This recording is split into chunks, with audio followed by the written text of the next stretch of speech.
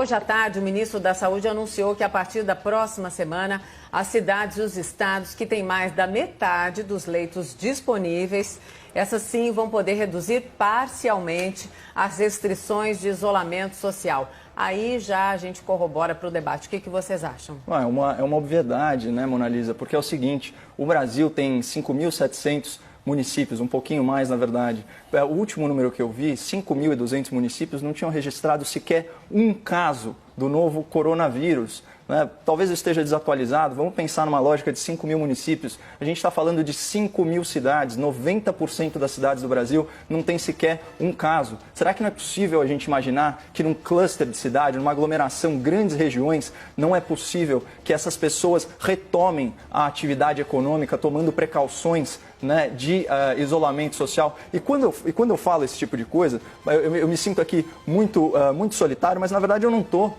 A gente tem, já que eu trouxe à baila aí a questão do teste duplo cego, e já que o doutor Augusto trouxe aí alguns dados, né, sobre outros países, quais que eu acho interessante reproduzir? Ele falou da Itália. Teve uma determinada semana, né, que a idade média dos mortos na Itália pela Covid-19 era de 79 anos para homem e 83 anos para mulheres, em média com 2,7 comorbidades em cada paciente.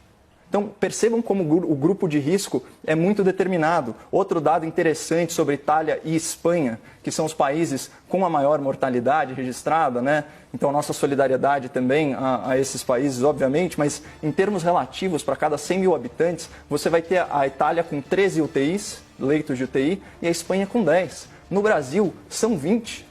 Né? As equações lá e as projeções do estudo do Imperial College, que é como o mundo tem se baseado, eles não dão conta de equipamento de proteção individual, a capacidade dos sistemas de saúde de inflarem para atender a crises, né? Os hospitais de campanha aqui em São Paulo são exemplo disso, as adaptações de leito em vários hospitais aqui são exemplo disso. E a gente está submetendo a nossa população, como eu disse, a uma recessão econômica que pode vitimar muito, mas muito mais do que a pandemia em si, se forem adotados critérios razoáveis de isolamento, como foi o caso da Suécia. Eu queria trazer essa comparação, porque talvez seja o único duplo cego, realmente o único teste científico, né, seja nos países nórdicos. Na Suécia foi adotado um modelo de isolamento vertical com foco em grupos de risco. Outros países nórdicos, como Dinamarca, Noruega e Finlândia, não adotaram.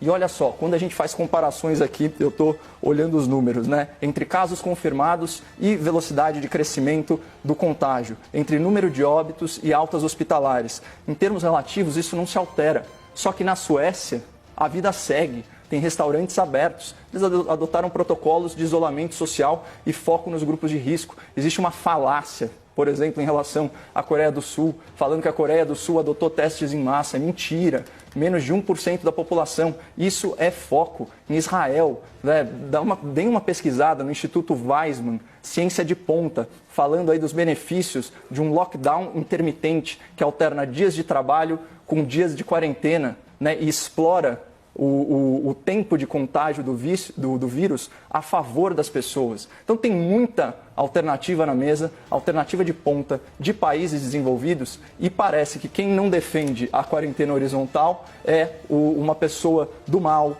sem empatia, quando na verdade o que a gente quer prevenir é mais mortes.